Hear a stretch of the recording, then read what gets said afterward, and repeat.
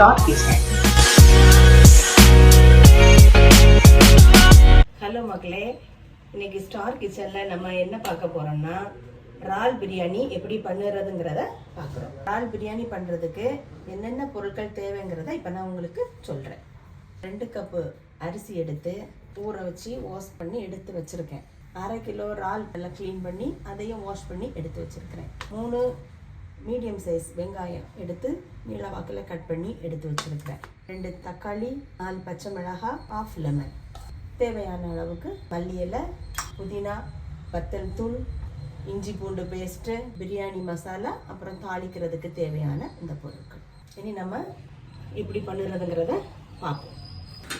அடுப்பில் வச்சு ஆன் பண்ணுவோம். பேன் சூடாகிட்டு இதையும் எண்ணெய்,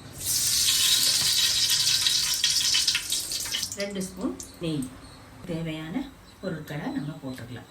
ஒரு பூ, பட்டை, ஒரு 3 ஏலக்காய், 3 கிராம்பு, பிரிஞ்சி இலை, பெரிய வெங்காயத்தை போட்டுற வேண்டியது.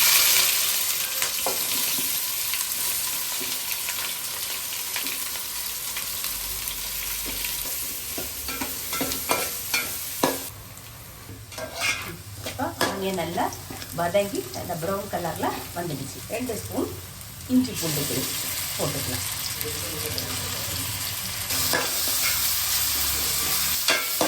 ரெண்டு தக்காளி கட் பண்ணி வச்சுருக்கோம்ல, அதையும் இதில் ஆட் பண்ணிக்கலாம். வதங்கிட்டு தக்காளி கொஞ்சம் வதங்கி வரட்டு.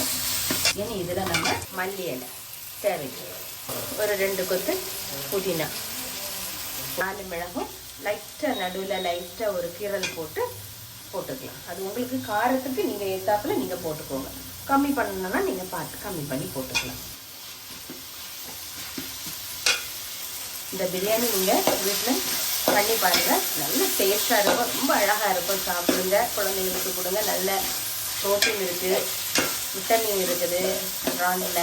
அதனால் இந்த இறால் பிரியாணி நீங்கள் வீட்டில் பிள்ளைங்களுக்கு குழந்தைங்களுக்கு நீங்களும் பண்ணி சாப்பிடுங்க. இதுக்கு தேவையான மசாலாக்கள் போட்டுக்கிடுவோம். கொஞ்சமாக மஞ்சள் தூள், வத்தல் தூள், பிரியாணி மசாலா. இது நாங்கள் வீட்டிலையே ரெடி பண்ணினது. நல்லா இருக்கும், டேஸ்ட்டாகவும் இருக்கும். இதெல்லாம் சேர்த்து நல்லா வதக்கணும். ஒரே ஒரு மணமாக இருக்குது பார்க்குறது. கபகபன்னு க்ளீன் பண்ணி வச்சுருக்கிற இறாலில் தூக்கி போட்டுக்குவோம்.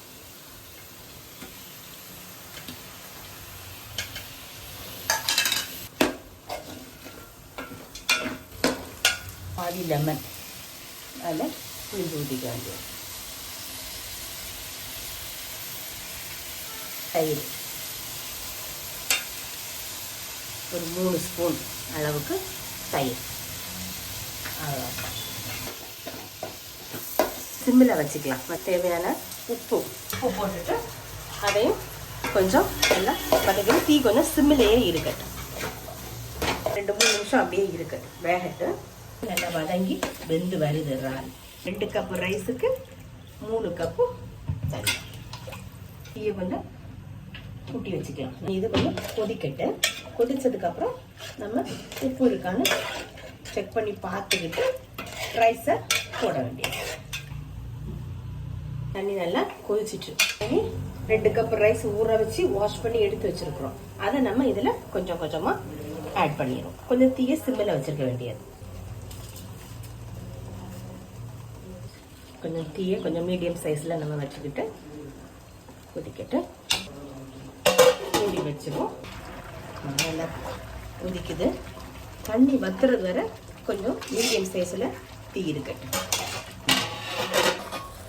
அழகாக வெந்து வருது. இது ஒருக்கா லைட்டாக, ரொம்ப இதால் லைட்டாக நடுவில் கொஞ்சம் கிட்ட கொடுப்போம். கொஞ்சம் அந்த வத்தில சிம்மில் வச்சு. இனி தீ வந்து சிம்மில் தான் இருக்கணும். இனி கூட்டவே கூடாது தீயை.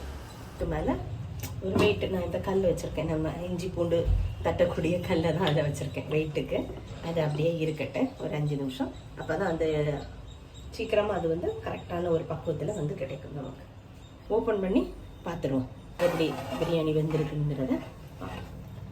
இப்போ அழகாக கபான்னு மனம் இருக்குது. ஓப்பன் பண்ண உடனே அப்பா அப்படி ஒரு வாசம். தீ ஆஃப் பண்ணிடலாம். இனி வச்சுருவோம். கொஞ்சம் மல்லி இலையை தூவிக்கலாம். நம்ம ரெடி பண்ணின இந்த இறால் பிரியாணியை எடுத்து டேஸ்ட் பண்ணி பார்ப்போம்.